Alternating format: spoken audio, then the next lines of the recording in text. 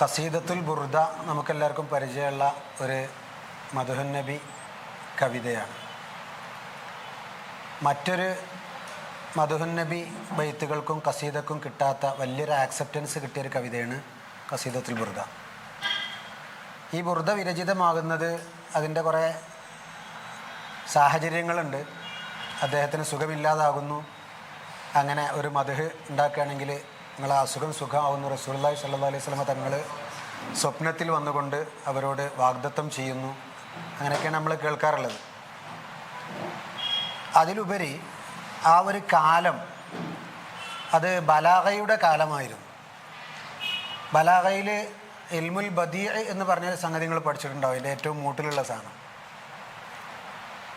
ഇൽമുൽ ബദീയിൽ അൽ മുഹസ്സിനാത്തുൽ ലഫ്ലിയാണ് വൽ മാനവിയ രണ്ടും.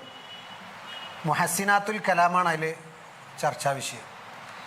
മുഹസ്സിനാത്ത് ഏതൊക്കെ ഉണ്ട് എന്നുള്ളത് അബ്ദുല്ലാഹിബിനുൽ മുഅ്തസ് മുതലുള്ള പല പണ്ഡിതന്മാരും ഓരോന്ന് കണ്ടെത്തി അവരുടെ രചനകൾ നടത്തിക്കൊണ്ടിരിക്കുന്ന വിരചിതമായി കൊണ്ടിരിക്കുന്ന ഒരു സമയമായിരുന്നു ആ ഒരു കാലം. ആ കാലത്ത് ആണ് ബുർദ ഉണ്ടാകുന്നത് എന്നതിനാൽ അന്നത്തെ ഒരു ട്രെൻഡായി മാറിയ ഈ ബദിഇയ്യാത്തിലെ പല നൗഅകളും ഈ ഖസീദത്തുൽ ബുർദയിൽ ഇൻക്ലൂഡഡ് ആയിരുന്നു സ്വാഭാവികമായിട്ടും. അപ്പോൾ നിങ്ങൾ സമയം വളരെ കുടിസാണ്. ദാറുൽഹുദയുടെ ലൈബ്രറിയിലും ഇവിടെയൊക്കെ നമ്മളെ തീസീസ് ഉണ്ട്. വേണമെങ്കിൽ നോക്കിയാൽ അതിൻ്റെ ഓരോ നൗഅകളെക്കുറിച്ച് മനസ്സിലാക്കാൻ പറ്റും. അപ്പോൾ കുറേ ബദീഅകളടങ്ങിയ നല്ല അട്രാക്റ്റീവായ എന്നാൽ അങ്ങേയറ്റം സ്നേഹം തുളുമ്പുന്ന ഇഖ്ലാസ് അങ്ങേയറ്റമുള്ള ഒരു കവിത ഖസീദയായിരുന്നു ബുസീരി ഇമാമിൻ്റേത്. നമുക്കെല്ലാവർക്കും അറിയാം. ആ ഖസീദ ജനങ്ങൾക്കിടയിൽ വളരെ പെട്ടെന്ന് തന്നെ പ്രചരിക്കുകയും അതിന് വലിയൊരു ആക്സെപ്റ്റൻസ് കിട്ടുകയും ചെയ്തു. വലിയൊരു ആക്സെപ്റ്റൻസ് എന്ന് പറഞ്ഞാൽ ജനങ്ങൾക്കിടയിൽ പ്രത്യേകിച്ച് റസൂലുള്ളാഹി സ്വല്ലല്ലാഹു അലൈഹി വസല്ലമ തങ്ങളെ അങ്ങേയറ്റം ഹുബ്ബ് വെക്കുന്ന കുറേ ആൾക്കാർക്കിടയിൽ അതിനെക്കുറിച്ചുള്ള കുറേ പ്രചാരങ്ങൾ നടന്നു.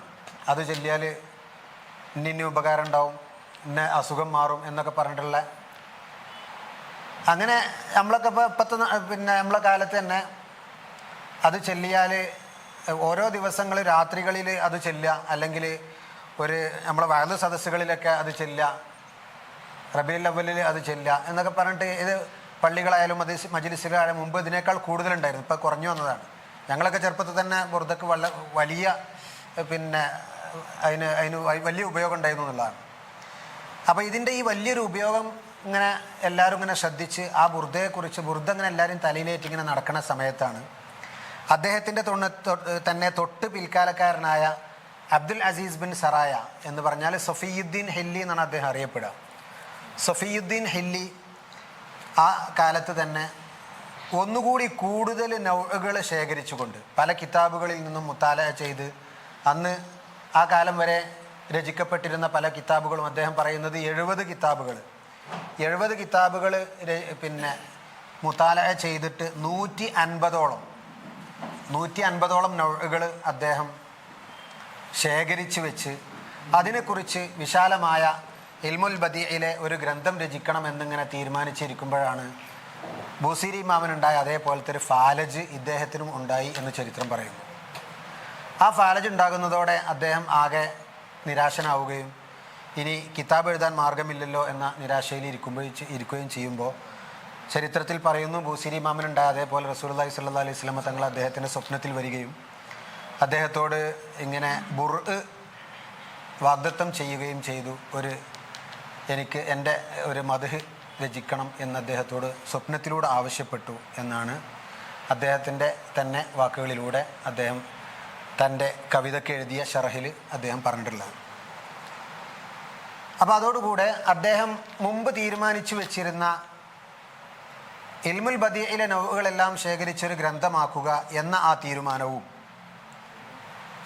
ഈ റസൂലുള്ളാഹി സ്വല്ലല്ലാഹു അലൈഹി വസല്ലമ തങ്ങൾ ഇപ്പോൾ ലേറ്റസ്റ്റായിട്ട് ആവശ്യപ്പെട്ടിട്ടുള്ള എൻ്റെ രോഗം ശിഫയാവാനുള്ള ആ ഒരു ഉദ്ദേശവും കൂടി മെർജ് ചെയ്യാണ് ചെയ്യുന്നത്.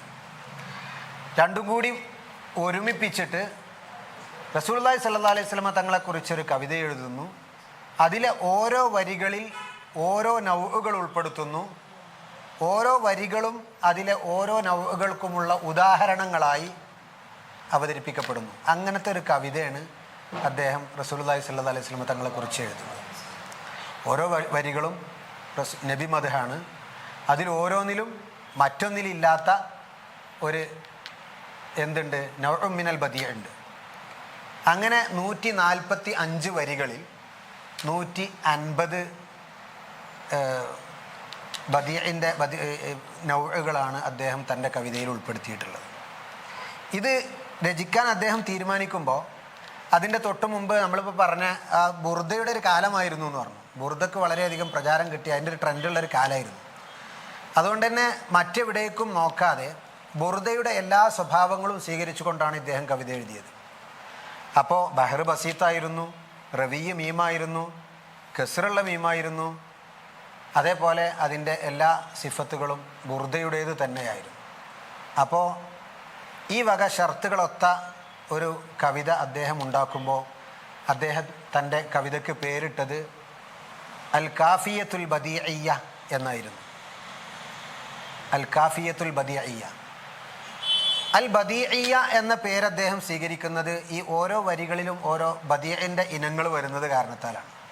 അപ്പോൾ ആദ്യമായിട്ട് അറബി ഭാഷയിൽ ഈ ബദിഇയ്യത്ത് എന്ന ഒരു ഫന്ന് രൂപപ്പെടുത്തിയെടുക്കുന്നത് സഫീയുദ്ദീൻ ഹില്ലി ആയതിനാൽ അദ്ദേഹം ബുർദയിൽ നിന്ന് പാഠം ഉൾക്കൊണ്ട് അതിൽ നിന്ന് മോട്ടിവേഷൻ കിട്ടിയിട്ടാണ് അത് രചിക്കുന്നത് എന്നതിനാലും ബുർദയും സഫീയുദ്ദീൻ ഹില്ലിയുടെ ബദിഇയ്യത്തും തമ്മിലുള്ള ഒരു താരതമ്യ പഠനമാണ് ഞാൻ വിഷയമായിട്ടെടുത്തിട്ടുള്ളത്. അപ്പോൾ ആ വിഷയത്തിലാണ് പഠനം നടന്നത്. അൽഹംദുലില്ലാഹ്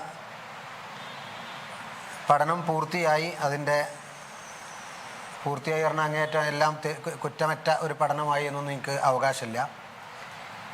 ഇതിൽ കുറേ തടസ്സങ്ങൾ എന്ന് പറഞ്ഞാൽ ചാലഞ്ചസ് ഉണ്ടായിരുന്നു എന്ന് പറഞ്ഞാൽ നമ്മളിപ്പോൾ ഇങ്ങനെ പറയുമ്പോൾ തന്നെ നമുക്ക് മനസ്സിലാവും. ബുർദ കണ്ടിട്ട് തുടങ്ങി അങ്ങനെ എല്ലാ ബദിഇൻ്റെ നൗഉകളും ഉൾപ്പെടുത്തിക്കൊണ്ട് കവിത രചിച്ചു. ഇനി ഈ ഒരു സഫീയുദ്ദീൻ ഹില്ലിയുടെ ഈ ഒരു ശ്രമം കണ്ടിട്ട് അതിൻ്റെ ശേഷം വന്ന പല പണ്ഡിതന്മാരും ഈ വഴി വരികയാണ്. ബദിഇയ്യത്ത് വേറെയും കുറേ ആളുകൾ ആ വഴിയിലേക്ക് വന്നു. കുറേ ആൾക്കാർ ബദിഇയ്യത്ത് ഉണ്ടാക്കി എന്നുള്ള അർത്ഥം. പക്ഷെ ഇതിനൊക്കെ ഒരു കണക്കുണ്ടല്ലോ. ഒരാൾ ബദിഇയ്യത്ത് ഉണ്ടാക്കുമ്പോൾ ഏറ്റവും മിനിമം ഒരു നൗഎങ്കിലും കൂടുതലില്ലാതെ ഈ ബദിഇയ്യത്ത് ഉണ്ടാക്കണതിൽ അർത്ഥമില്ല. അപ്പോൾ ഞാൻ മുമ്പുണ്ടായിരുന്ന പണ്ഡിതനേക്കാൾ കൂടുതൽ ഇന്ന നൗഅ് ഞാൻ കൂട്ടിയിട്ടുണ്ട് എന്നുള്ള ഒരു ഫഖർ പറയലോട് കൂടെ ആയിരിക്കും മറ്റൊരാൾ ഉണ്ടാക്കുക. അപ്പോൾ ഇതിന് സഫീയുദ്ദീൻ ഹില്ലിക്ക് ശേഷം അദ്ദേഹത്തെയും കൂട്ടി ഏകദേശം ഒരു 90-100ൻ്റെ ഇടയിലുള്ള ബദിഇയ്യകൾ മാത്രമേ ലഭ്യമായിട്ടുള്ളൂ.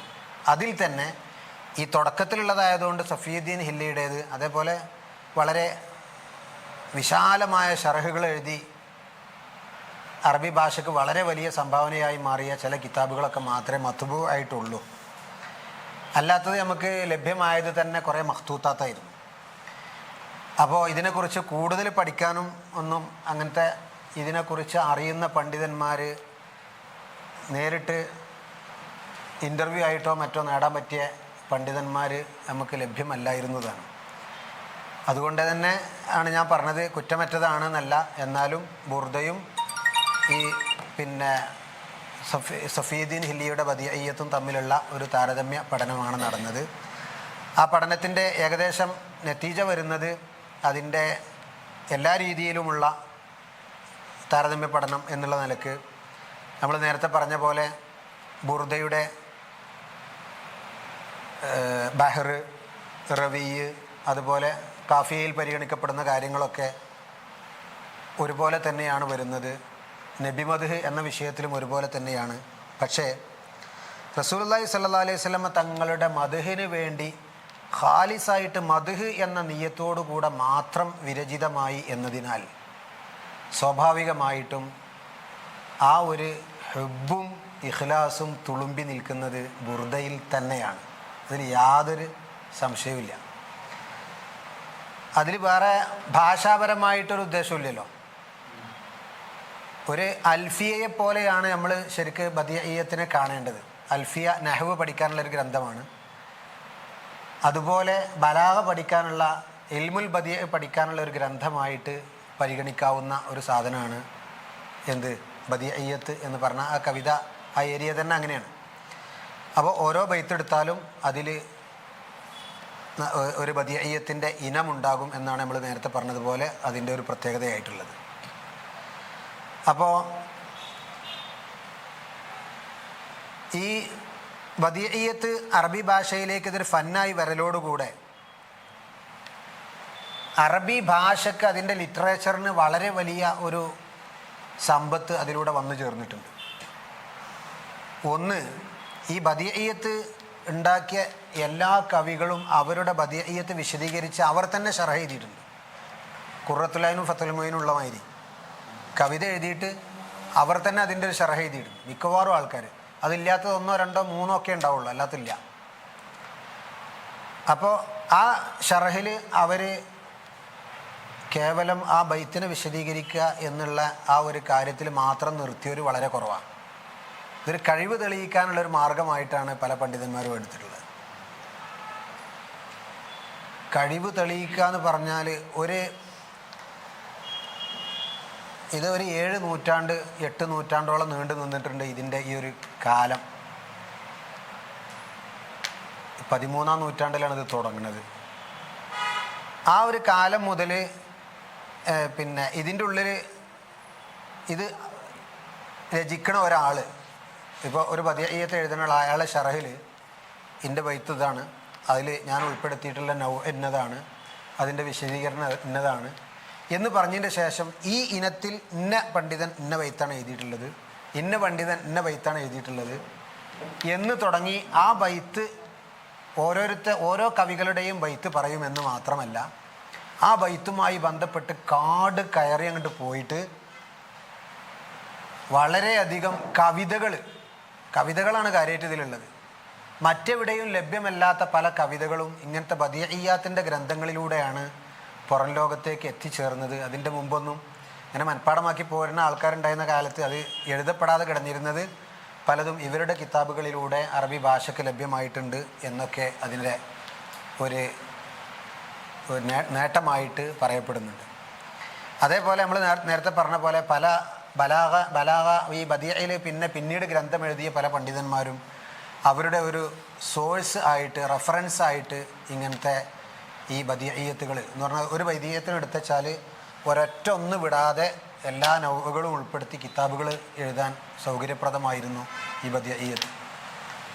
ബദിഇയ്യത്തിൽ ഈ തുടക്കത്തിലാണ് നമ്മൾ പറഞ്ഞ സഫിയുദ്ദീൻ ഹില്ലി ബദിഇയ്യത്ത് ഉണ്ടാക്കുന്നത്. അതിൻ്റെ ശേഷം വന്ന പല പണ്ഡിതന്മാരും എഴുതുമ്പോൾ അവരുടെ ബദിഇയ്യത്തിൻ്റെ ഇനം ഏതാണോ അതിലേക്ക് ഒരു സൂചന നൽകുന്ന ലഫ്ദ് കൂടി ബൈത്തിൽ ഉൾപ്പെടുത്താറുണ്ടായിരുന്നു. അപ്പം അങ്ങനെ പല രീതിയിലും പിന്നെ അറബി ഭാഷയ്ക്ക് വളരെ വലിയ ബലാഗ ഗ്രന്ഥങ്ങൾ, അതുപോലെ ഇതിൻ്റെ നഹ്വ് സർഫ് ചർച്ച ചെയ്തതുണ്ട്, ബലാഗ ചർച്ച ചെയ്തത്, പല രീതിയിലുള്ള ഭാഷാപരമായിട്ടുള്ള പല കാര്യങ്ങളും ചർച്ച ചെയ്യുന്ന വ്യത്യസ്ത ഗ്രന്ഥങ്ങൾ. നഖ്ദിൽ കുറേ ഗ്രന്ഥങ്ങൾ ഇതിലൂടെ ഉണ്ടായിട്ടുണ്ട്. എന്ന് പറഞ്ഞാൽ ചിലവിൽ ശേഷം വരുന്ന ആൾ മുമ്പത്തെ ആളെ നിരൂപിക്കും, അത് ഉഷാറാണെന്ന് ചിലവിൽ പറയും, ചിലവിൽ അത് വളരെ മോശമായി പോയി, ചിലവിൽ കോപ്പി അടിച്ചതാണ്. അങ്ങനെ പല രീതിയിലുള്ള നഖ്ദുകളും നഖ്ദിൻ്റെ മേഖലകളിലേക്കും ബലാഗയുടെ മേഖലകളിലേക്കും ഒക്കെ കിതാബുകൾ പിന്നെ വിരചിതമാകാൻ ഈ സാധനം ഈ പിന്നെ ബദിഇയ്യത്ത് കാരണമായിട്ടുണ്ട്. അറബി ഭാഷയ്ക്ക് വളരെ വലിയ ഒരു സംഭാവനയായിട്ട് വന്നിട്ടുണ്ടെന്ന്. ബുർദയെക്കുറിച്ച് ഞാൻ എൻ്റെ പഠനത്തിൽ കൂടുതൽ ആഴത്തിലിറങ്ങി പഠിച്ചിട്ടില്ല, എൻ്റെ ആശയങ്ങളെക്കുറിച്ച് പഠിച്ചിട്ടില്ല. അതിലുള്ള നമ്മൾ പറഞ്ഞ ബദിഇൻ്റെ ഇനങ്ങൾ മാത്രം എടുത്ത് അത് കാണിക്കുന്ന രീതി മാത്രമേ സ്വീകരിച്ചിട്ടുള്ളൂ. കൂട്ടത്തിൽ എൻ്റെ ബൈത്തുകളുടെ എണ്ണം അതിൻ്റെ ശേഷം 160 എണ്ണം ബൈത്ത് മാത്രമാണ് അതുള്ളത്. അതിലേക്ക് ഏകദേശം ഒരു 20ഓളം ബൈത്തുകൾ, 20 അല്ലെങ്കിൽ 30ൻ്റെ അടുത്തൊക്കെ ബൈത്തുകൾ പിൽക്കാലക്കാർ മുസ്ലിമാമിനെ ഹുബ് വെക്കണവരോ റസൂലുള്ളാഹി സ്വല്ലല്ലാഹു അലൈഹി വസല്ലം തങ്ങളോടുള്ള ഹുബ് കാരണത്താലോ ഒക്കെ അതിലേക്ക് ബൈത്തുകൾ കുറേ ആഡ് ചെയ്ത് കുറേ ഉണ്ട്. അബിയാത്തു ഹക്കത്ത് സിറ്റീന മാമിയത്തി എന്ന് പറഞ്ഞാൽ 160 എന്നുള്ളത് തന്നെയാണ് അതിൻ്റെ ബൈത്തിൻ്റെ എണ്ണം. ഇപ്പം നമുക്ക് കിട്ടുന്ന ബുർദകളുടെയൊക്കെ എണ്ണം നോക്കിയാൽ 160 അതൊരു 170 80 വരും. നമ്മളെ ബുർദകളിൽ തന്നെ ലഭ്യമല്ലാത്ത കുറേ ബൈത്തുകൾ വേറെ ഇതിൻ്റെ കൂടെ ഉണ്ട്. അപ്പോൾ അങ്ങനെയാണുള്ളത്. അപ്പോൾ ഈ നമ്മൾ സൂചിപ്പിച്ച പോലെ ബദീഇയ്യത്ത് എന്നുള്ളത് ഒരു ലുഗത്തിൻ്റെ കിതാബായതുകൊണ്ട് അതിലുള്ള ഈ പിന്നെ ഹുബ് ഇഷ്ക് വിവരിക്കുന്ന വിഷയത്തിൽ ബുർദയോളം ഒരിക്കലും എത്തിയിട്ടില്ല. അതിലെപ്പോഴും അത് രചിക്കുമ്പോൾ നമുക്ക് ഈ നൗ ഇതിലെങ്ങനെ നല്ല ഉൾക്കൊള്ളിക്കാം എന്നുള്ളതായിരിക്കും ഷായറിൻ്റെ ഒരു മനസ്സിലുണ്ടാവുക. ആ നൗ കൊണ്ടുവരാനും അത് നല്ല ഒരു രീതിയിൽ അതിൽ പിന്നെ ഫലിപ്പിക്കാനുമാണ് പിന്നെ ഷായരിങ്ങൾ അതിൽ കൂടുതൽ നോക്കിയിട്ടുള്ളത്. പിന്നെ ഞാൻ 1-2 ഉദാഹരണങ്ങൾ ബൈത്തിലത് ഉൾപ്പെടുത്തിയതിനെ കുറിച്ചുള്ളത് ഒന്ന് പറഞ്ഞുതരാൻ ഉദ്ദേശിച്ചിരുന്നു. ഇപ്പോൾ ഇതിൻ്റെ തുടക്കത്തിൽ തന്നെ ബറാഅത്തുൽ ഇസ്തിഹ്ലാൽ എന്ന് പറഞ്ഞിട്ടുള്ള സാധനം തുടക്കത്തിൽ എല്ലാ ബൈത്തുകളിലും നമ്മൾ പറയാറുള്ള സാധനമാണ് ബറാഅത്ത്. അപ്പോൾ ബറാഅത്ത് എന്ന് പറഞ്ഞാൽ അമിൻ തദക്കുരി ജീറാനിൻ ബി സലമി മസജിത്ത ദം അൻ ജറാമിൻ മുഖലത്തിൻ ബിദമി എന്നുള്ള ബൈത്തിലും ബറാഅത്തുൽ ഇസ്തിഹ്ലാലുണ്ട്. അതിൻ്റെ എന്ന് പറഞ്ഞാൽ തുടക്കം വളരെ ഉഷാറായിരിക്കുക എന്നുള്ള എന്താണ് ഈ ബൈത്തിൽ പറയാൻ പോകുന്നത് എന്നുള്ളതിലേക്കുള്ളൊരു സൂചന അതിലുണ്ടാകുക എന്നുള്ളതാണ് അതിലുള്ള ഉദ്ദേശം. അപ്പോൾ അതിലുള്ള ദീസലമ് പറയുക, അതേപോലെ ഈ കണ്ണുനീരോട് രക്തം കലർന്നത് പറയുക എന്നുള്ളതൊക്കെ വഴി ഹുബും ആ നാടും ആ നാട്ടിനെ ആ നാട്ടിൽ പ്രത്യേകമായിട്ട് ആരാണുള്ളത് എന്നുള്ളതിലുള്ള സൂചനകളും ഒക്കെ ആയിട്ട് അത് റസൂലുള്ളാഹി സ്വല്ലല്ലാഹു അലൈഹി വസല്ലം തങ്ങളുടെ ഒരു മദ്ഹാണ് എന്നുള്ളതിലേക്ക് സൂചന ഉണ്ട് എന്നുള്ളതാണ് ഇപ്പോൾ അതിലുള്ളത്. അതേപോലെ ഇതിലും അതുപോലെ പിന്നെ ഓരോ വരികളിലും ആ ബറാഅത്തുൽ ഇസ്തിഹ്ലാലിൽ തുടങ്ങി ഓരോ വരികളിലും ഓരോ നൗകൾ അടങ്ങിയിട്ടുണ്ട്. ഉദാഹരണമായിട്ട് മുവാസന, ഞാൻ മറിച്ചപ്പോൾ കിട്ടിയൊരു സാധനം മുവാസന എന്ന് പറഞ്ഞിട്ടൊരു ഒരു വസൻ. മുവാസന എന്ന് പറഞ്ഞാൽ അതിൻ്റെ സാധനത്തിൻ്റെ അർത്ഥം നമ്മൾ രചിക്കുന്ന ബൈത്ത് നമ്മളെ വസനിനോട് ചേർന്ന് വരിക, വസനിൻ്റെ അതേ രൂപത്തിൽ വരിക എന്നുള്ളതാണ്.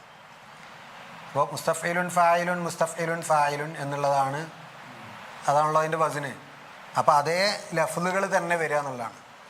അപ്പോൾ മുസ്തഖ്തിലിൻ ഖാതിലിൻ മുസ്തർസിലിൻ അജിലി മുസ്തസിലിൻ സായിലിൻ മുസ്തഫ്ഹിലിൻ ഖസിമി എന്നുള്ളതാണ് അതിൻ്റെ ബൈത്ത്.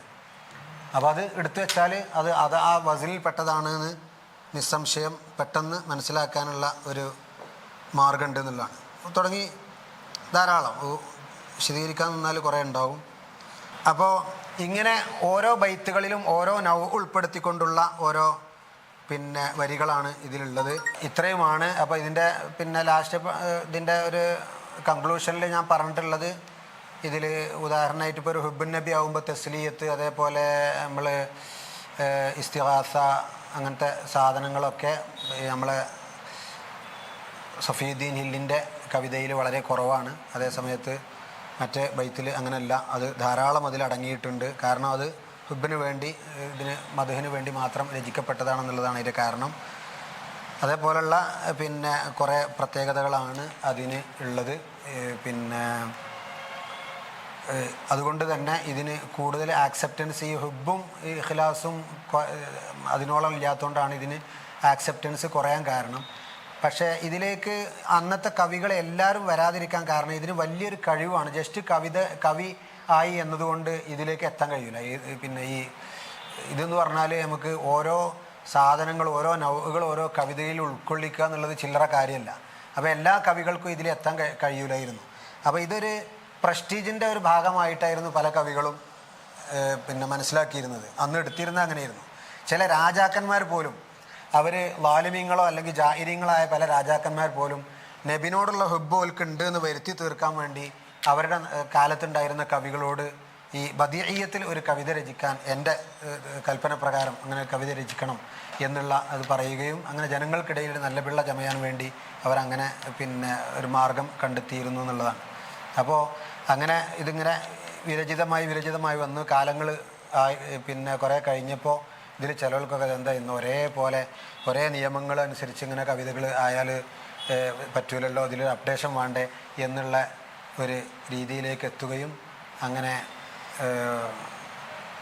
അതിന് ചില മാറ്റങ്ങൾ വരുത്താൻ കവികൾ ശ്രമിക്കുകയും അങ്ങനെ ഇപ്പോൾ നമുക്ക് ഇപ്പോൾ പറയപ്പെടുന്നത് നമ്മളെ അമീർ ഷുഅറാൻ്റെ ഷൗക്കിൻ്റെ പിന്നെ നഹ്ജുൽ ബുർദൊക്കെ ഇതിൻ്റെ ഒരു വാലാണ്. ഇതിൽ മാറ്റങ്ങൾ വരുത്താൻ ശ്രമിച്ച് ഈ നൗകൾ ഉൾപ്പെടുത്തുക എന്നുള്ള ആ ഭാഗം ഒഴിവാക്കിയിട്ട് അങ്ങനെ ആകുമ്പോൾ ശരിക്ക് അത് ബദിയത്ത് അല്ലാതായി മാറുകയാണ് ചെയ്യുന്നത്. ബദിയത്തിൻ്റെ എല്ലാ ഷർത്തുകളും അതിന് നോക്കണം. ഈ ബുർദയുടെ പിന്നെ ബഹർ, അതിൻ്റെ കാഫിയ, മധുഹുൻ നബി ആയിരിക്കുക, അങ്ങനത്തെ കുറേ കാര്യങ്ങൾ ഒത്താൽ മാത്രമാണ് ഇത് ബദിയത്തായി തീരുക. അങ്ങനെ പിൽക്കാലത്ത് ഇതിന് മാറ്റങ്ങൾ വരുത്തിയപ്പോൾ അതിൻ്റെ പിന്നെ ആ മാർക്കറ്റാണ് നഷ്ടപ്പെട്ടു. പിന്നെ ഒരു മധുഹ് മാത്രമായി മാറി. അതിൻ്റെ ഏറ്റവും അവസാനത്തെ ഒരു കണ്ണിയൊക്കെയായിട്ട് നമ്മളെ പിന്നെ നെഹ്ജുൽ ബുർദ പറയപ്പെടാറുണ്ട്. ഇത് റസൂലുള്ളാഹി സ്വല്ലല്ലാഹു അലൈഹി വസല്ലമ തങ്ങളെക്കുറിച്ചാണ് കൂടുതൽ വിരചിതമായിട്ടുള്ളത്. അല്ലാതെ ഒരു 2-3 കവിതകൾ മാത്രമുണ്ട്.